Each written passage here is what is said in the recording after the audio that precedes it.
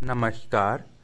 आइए आज हम इंडस्ट्रियल ज्योग्राफी की श्रृंखला में इंडस्ट्रियल लोकेशन थ्योरी में हमने वेबर की थ्योरी और सभी थ्योरियां मैंने पढ़ा। तो ध्यान दीजिएगा, अल्फ्रेड वेबर को फादर ऑफ इंडस्ट्रियल लोकेशन कहा जाता है। आइए अब हम industrial region of the world, मतलब पूरे विश्व में जो इंडस्ट्रियल रीजन है, क्षेत्र हैं, उसके बारे में पढ़ेंगे। तो वर्ल्ड इंडस्ट्रियल रीजन को देखेंगे। तो कुछ फेमस है, मैंने उन्हीं को लिया है और अगर मिलेगा तो इसमें ऐड करते जाएंगे। तो यूएसए में फेमस क्या कहते हैं, न्यू इंग्लैंड रीजन को ह्यूथी वेस्ट टेक्सटाइल इंडस्ट्री के नाम से जाना जाता है, फेमस है। ठीक है। पीटर्सबर्ग, यूएसए का पीटर्सबर्ग बहुत ही फेमस है। ये आयरन और स्टील के लिए फेमस है। ठीक है। और इसी पीटर्सबर्ग के नाम पे कई कंट्री के जो सिटी हैं वह यूएसए के पीटर्सबर्ग के नाम पे ही कहा जाता है कि ये यूएसए का पीटर्सबर्ग है। ठीक है। डेट्रॉयट जो है यूएसए का है, जो कि ऑटोमोबाइल गाड़ी मोटर गाड़ी के लिए इंपॉर्टेंट है। ठीक है, फेमस है। ठीक, ये पीवाईक्यू पूछे हुए हैं। कनाडा का हैमिल्टन है, जो कि आयरन स्टील के लिए फेमस है। और विंडसू का ओंटारियो रीजन में विंडसू रीजन है, जो कि डेट्रॉयट ऑफ कनाडा कहा जाता है। मैंने कहा ना कि ऐसे रीजन होते हैं, देखिए कि डेट्रॉयट ऑटोमोबाइल के लिए प्रसिद्ध है, तो विंडसू जो है कनाडा में ऑटोमोबाइल के लिए प्रसिद्ध है, तो इसे डेट्रॉयट ऑफ कनाडा कहा जाता है। आगे बढ़ते हैं, यूके पे आते हैं, यूनाइटेड किंगडम, मतलब ब्रिटेन उटेन का एरिया ले लीजिए। तो इसमें लंकाशायर रीजन है, उसमें आता है मैनचेस्टर। ठीक है। मैनचेस्टर टेक्सटाइल इंडस्ट्री के लिए फेमस है। ध्यान दीजिएगा, मैनचेस्टर के नाम से भी कई सिटी के नाम रखे जाते हैं, किसी देश के भी। ठीक। अब आते हैं बर्मिंघम। बर्मिंघम आयरन स्टील के लिए फेमस है। रशिया में आते हैं, रशिया का सेंट पीटर्सबर्ग शिप बिल्डिंग के लिए फेमस है। ठीक है। ध्यान दीजिएगा, सेंट पीटर्सबर्ग जो है लेनिनग्राड रीजन में आता है, लेनिनग्राड रीजन है, उसमें आपका सेंट पीटर्सबर्ग क्षेत्र आता है, सिटी कह सकते हैं। ये रूस की सांस्कृतिक राजधानी, मतलब कल्चरल कैपिटल भी कहा जाता है। देखिए रशिया की राजधानी कैपिटल है आपकी मॉस्को। ठीक है। लेकिन क्या कहते हैं, सांस्कृतिक कल्चरल राजधानी सेंट पीटर्सबर्ग की बिल्डिंग के लिए है। फिर आता है इवानोवो, जो कि रशियन रशियन मैनचेस्टर कहा जाता है, रशिया का मैनचेस्टर कहा जाता है। देखिए यूके का मैनचेस्टर था ना रीजन, उसी के नाम पे रशिया का मैनचेस्टर कहा जाता है इवानोवो को, जो कि ये टेक्सटाइल के लिए प्रसिद्ध है। अब आते हैं फ्रांस पे। फ्रांस का जो रीजन है, ध्यान दीजिएगा, फ्रांस का लोरेन रीजन, ठीक, उसमें आता है नानसी सिटी। इसी में आयरन और स्टील के लिए फेमस है। और मेनली आयरन अगर देखें तो पेरिस में भी, फ्रांस की राजधानी जो पेरिस है, उसमें आयरन भी फेमस माना गया है।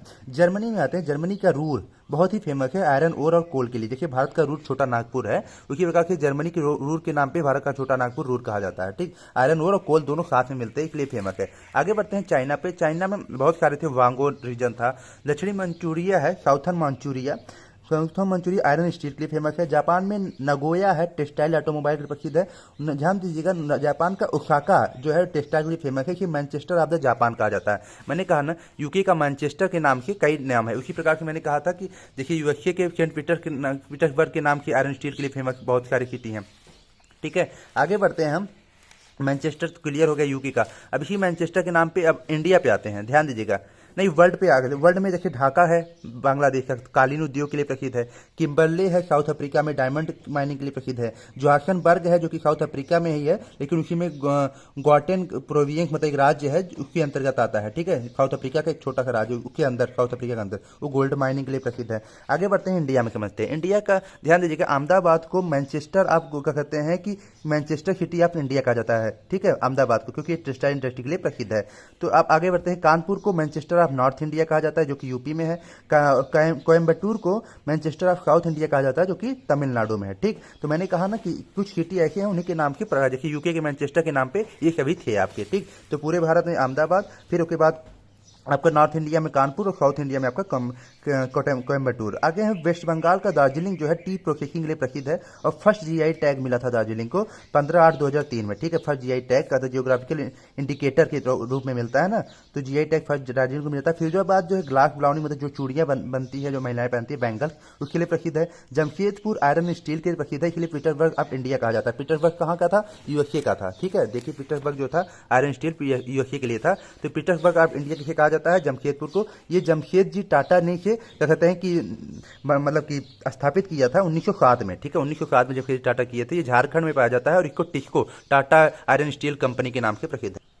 अब हम इम्पैक्ट ऑफ ग्लोबलाइजेशन देखेंगे on the manufacturing sector in the less develop country, मतलब कि जो लेस डेवलप कंट्रीज है, मतलब कम विकसित देशों में विनिर्माण मैन्युफैक्चरिंग क्षेत्र वैश्वीकरण, मतलब ग्लोबलाइजेशन का प्रभाव देखेंगे। तो ध्यान दीजिएगा, कुछ पॉइंट है। देखिए WTO ने गैट की जगह ले ली थी। ध्यान दीजिएगा, गैट जो है general agreement of tariff and trade के नाम से जाना जाता था, जो कि 1947 में इसका गठन किया गया था। इसको WTO ने 1995 में मतलब कि अपने नाम पे ले लिया। ठीक है, वर्ल्ड ट्रेड ऑर्गेनाइजेशन। ठीक, आगे बढ़ते हैं। ग्लोबलाइजेशन है क्या? तो वर्ल्ड वाइड प्रोसेस है, क्या कहते हैं, इंटरनेशनल ट्रेड जो होता है उसी को ग्लोबलाइजेशन के अंतर्गत रखा जाता है। स्प्रेडिंग ऑफ बिजनेस, मतलब बिजनेस का स्प्रेड होना, कल्चर और मतलब कल्चर का स्प्रेड होना, और एनी टेक्नोलॉजी, कोई भी टेक्नोलॉजी हो, तकनीकी हो, उसका इंटरनेशनल लेवल पर स्प्रेडिंग होना, ठीक है, प्रभाव जाना, इसे हम ग्लोबलाइजेशन के अंतर्गत रखते हैं। Major problem and less develop country, अब हम क्या पढ़ रहे हैं, impact of the globalization less develop country पे, ठीक है। तो अब हम देखते हैं कि क्या प्रॉब्लम है लेस डेवलप कंट्री पे ग्लोबलाइजेशन का। तो इनसफिशिएंट कैपिटल इन्वेंशन, अपर्याप्त पूंजी होती है, इसलिए आपको ग्लोबलाइजेशन के पैसा भी चाहिए ना, तो गरीब जो देश होंगे उनके पास पैसा उतना ज्यादा नहीं होता है, अपर्याप्त पूंजी निवेश होता है। अनस्किल मैनेजमेंट एंड लेबर, मतलब अकुशल प्रबंधन होता है, और अनस्किल लेबर होते हैं, बहुत पढ़े लिखे लेबर भी नहीं मिलते हैं, और मैनेजमेंट भी अच्छा खासा नहीं मिलता, ठीक है। ये अकुशल श्रमिक और अकुशल प्रबंधन की स्थिति बनती है, ये आपके प्रॉब्लम है। अब हम जानना चाहते हैं कि जो ग्लोबलाइजेशन है उसका ओरिजिन कैसे हुआ था, उसका ग्रोथ कैसे शुरू हुआ था। तो सबसे पहले माना जाता है एशियन ग्लोबलाइजेशन 3री शताब्दी का पूर्व, जो 3rd मिलियन बीसी, मतलब उस समय मेसोपोटामिया का जो सिविलाइजेशन था, सिंधु घाटी सभ्यता जो सिविलाइजेशन था, तो उस समय की क्या कहते हैं कि ग्लोबलाइजेशन माना जाता है बहुत ही पुराना, जो कि 3rd मिलियन बीसी, मतलब 3री शताब्दी ईसा पूर्व की कहानी है। अब आते हैं अर्ली मॉडर्न में ग्लोबलाइजेशन की जब बात आती है तो 1600 से 1800 एडी के बीच में जो इस समय है। फिर मॉडर्न ग्लोबलाइजेशन जो कि 19वीं सेंचुरी में आती है, जो कि 1800 के 1900 के बीच में। फिर रिसेंट ग्लोबलाइजेशन अगर हम देखें तो 1970 के पास रखी जाती है, जो कि इस समय चल रहा है रिसेंट में 1970, ठीक है। ये ओरिजिन है, ग्रोथ है ऑफ द ग्लोबलाइजेशन। आगे बढ़ते हैं, अब हम पॉजिटिव एंड निगेटिव इफेक्ट को देखेंगे ग्लोबलाइजेशन का। तो ग्लोबलाइजेशन होने पर क्या पॉजिटिव इफेक्ट पड़ता है और क्या निगेटिव इफेक्ट पड़ता है, इसे हम समझने की कोशिश करते हैं। तो ध्यान दीजिएगा, पॉजिटिव इफेक्ट में ग्लोबलाइजेशन क्या है, इंटरनेशनल ट्रेड है, तो इसी वजह से क्या होता है, global gross domestic product GDP में ग्रोइंग होती है। जब हम क्या कहते हैं कि किसी भी देश में ग्लोबलाइजेशन आता है तो उसकी जीडीपी में इंक्रीजिंग होती है, क्योंकि वह बड़े स्तर पे हो जाता है ना, मतलब कि पूरे वर्ल्ड पे वो क्या कहते हैं चलने लगता है। और फिर फॉरेन डायरेक्ट इन्वेस्टमेंट, एफडीआई, विदेशी आकर डायरेक्ट इंडस्ट्री लगाते हैं, तो इससे क्या होता है, वहाँ के लोग को रोजगार मिलता है, ठीक है। तो एफडीआई जब अच्छा हो जाएगा, ग्लोबलाइजेशन की क्या होता है कि एफडीआई में वृद्धि होती है, जिसकी वजह से इन्वेस्टमेंट मतलब विदेशी के लोग आकर यहाँ इंडस्ट्री लगाते हैं डायरेक्ट। टेक्नोलॉजी इन्वेंशन होता है, तकनीकी का विस्तार होता है, ज्ञान का प्रसार होता है, नॉलेज का कहते हैं कि प्रसार होता है ग्लोबलाइजेशन में, एक जगह से दूसरे जगह नॉलेज में, यूएसए के भारत में कन्वर्सेशन होता है नॉलेज के माध्यम से। एंड रिड्यूस इनइक्वलिटी, जो इनइक्वलिटी है, असमानता, वह रिड्यूस होती है, कम होती है। आगे बढ़ते हैं, नेगेटिव एक्सपेक्ट ऑफ ग्लोबलाइजेशन। अभी नेगेटिव एक्सपेक्ट क्या क्या हो गया, तो इसे कहता जाता है कि हाईली टैलेंट टेक्निकल पर्सन, जो आपके ब्रेन ड्रेन होते हैं, जो लेस डेवलप कंट्री, मान लीजिए जो बहुत अच्छे पढ़े लिखे व्यक्ति हों, जैसे भारत के पढ़े लिखे टॉप व्यक्ति हैं, जो कि अमेरिका उसे खरीद ले रहा है, ठीक है, तो माइग्रेट कर जाते हैं डेवलप कंट्रीज में, ठीक है। तो ब्रेन ड्रेन का कहते हैं कि माइग्रेशन हो जाता है। निगेटिव एक्सपेक्ट ये है। लॉस ऑफ कल्चर, हमारे कल्चर का कहते हैं कि लॉस होता है, जैसे वेस्टर्न कल्चर यहाँ पे आ जाता है, ऐसी समझिए भारत में, ऐसी स्थिति समझिए। कल्चर डाइवर्सिटी और आइडेंटिफिकेशन का खतरा आ जाता है, तो ये सब जो हमारी डाइवर्सिटी है वो कम होने लगती है, आइडेंटिफिकेशन की बात आने लगती है कि हमारी आइडेंटिफाई वाली स्थिति खत्म हो रही है। अब ग्लोबलाइजेशन के बाद हम टूरिज्म इंडस्ट्री को पढ़ने की कोशिश करते हैं। ध्यान दीजिएगा, पर्यटन उद्योग ये सर्विस सेक्टर में आता है, सेवा सेक्टर के अंतर्गत आता है, और 27 सितंबर को वर्ल्ड टूरिज्म डे मनाया जाता है। इस चीज को जानते हैं, 27 सितंबर को वर्ल्ड टूरिज्म डे मनाया जाता है। तो टूरिज्म क्यों इंपॉर्टेंट है, इंडस्ट्री के रूप में क्यों माना जाता है, क्योंकि पर्यटन जो है देश की इनकम को बढ़ाता है, देश की आय को बढ़ाता है, क्योंकि बड़ी संख्या में लोग यहाँ, और बड़ी संख्या में यहाँ पे लोग रोजगार देता है इंडस्ट्री, टूरिज्म इंडस्ट्री। इसलिए मोदी जो है टूरिज्म इंडस्ट्री को बढ़ावा देते हैं। आप देखेंगे तो कहते हैं कि भारत में आए और सब लोग मतलब घूमने के लिए आए, विदेशी लोग, ठीक है, टूरिज्म इंडस्ट्री को बढ़ावा देते हैं। पर्यटन उद्योग जो है वो निर्भर रहता है किस पे, कहने का अर्थ हुआ जो टूरिज्म इंडस्ट्री है उस पर कई कंट्री जो है डिपेंड रहते हैं, जैसे मालदीव हुआ, श्रीलंका हुआ, नेपाल हुआ, सिंगापुर हुआ, इससे बहुत ज़्यादा आय का स्रोत इनका रहता है, ठीक है। देखिए भारत में गोवा हुआ, शिमला हुआ, मनाली हुआ, और भी बनारस हुआ, तो बहुत लोग आते हैं विदेशी लोग ना यहाँ घूमने के लिए। आगरा हुआ, आगरा के, ठीक है, ताजमहल, ठीक, तो ये आय का स्रोत होता है। तो अब ऐसे समझिए, जब भी कोविड आया था तो श्रीलंका, मालदीव, नेपाल में क्या हुआ था, टूरिज्म एकदम ठप हो गया था, तो इससे क्या हुआ, इनके बहुत बड़ा घाटा हुआ था। इसलिए मोदी जी टूरिज्म को बढ़ावा देते हैं, जिससे देश में पैसा बढ़े।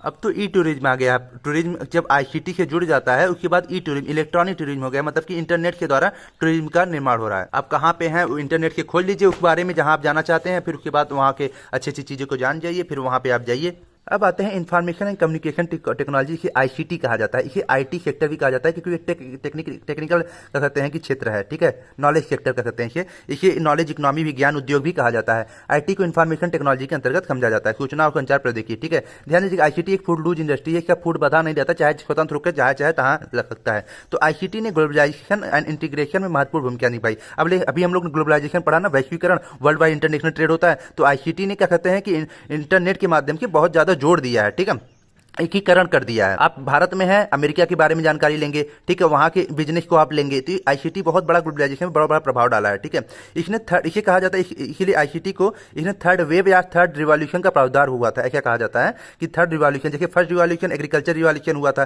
सेकेंड वेव, फर्स्ट वेव में आपका एग्रीकल्चर रिवॉल्यूशन हुआ, सेकेंड वेव में इंडस्ट्रियल रिवॉल्यूशन हुआ, उसी के थर्ड वेव आईसीटी के लिए कहा जाता है थर्ड रिवॉल्यूशन है।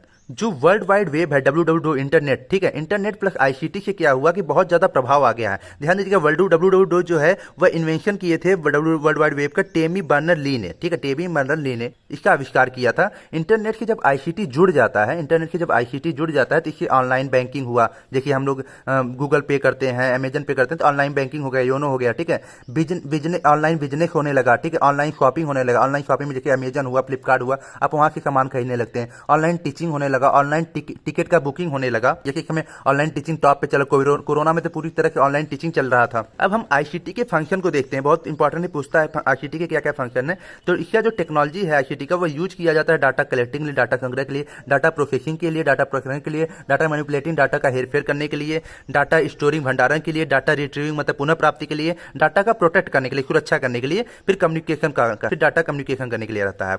एडवांटेज अगर हम देखें आईसीटी का, तो कम्युनिकेशन होता है, एक दूसरे की हम बात कर रहे हैं, ठीक है, ऑनलाइन टीचिंग में क्या था, एक दूसरे की ग्लोबल कहते हैं कि बहुत अच्छा संचार होता है, ग्लोबलाइजेशन होता है वैश्विक स्तर पर, इंप्रूव टीचिंग प्रोसेस जो है हमारा ऑनलाइन की तरह से और इंप्रूव हो जाता है, ठीक है। डिसएडवांटेज अगर हम देखें तो डिसएडवांटेज क्या है, सबके लिए अवेलेबल नहीं, महंगा पड़ता है, जैसे कि सबके पास उतना पैसा नहीं है ना कि वो ग्लोबलाइजेशन का इस्तेमाल कर पाए, आईसीटी का इस्तेमाल कर पाए, टेक्नोलॉजिकल चीज़ है ना, तो उसके लिए पैसा लगता है। फिर उसके बाद इसकी प्राइवेसी में खतरा रहती है, प्रश्नवाचक चिन्ह बनता है, क्वेश्चन मार्क बना रहता है प्राइवेसी में। डाटा हैकिंग की, जो आपने डाटा कलेक्ट किया, संग्रह किया, इससे हैकिंग भी हो सकता है, कंप्यूटर वायरस भी आ जाते हैं, ये सभी डिसएडवांटेज हैं।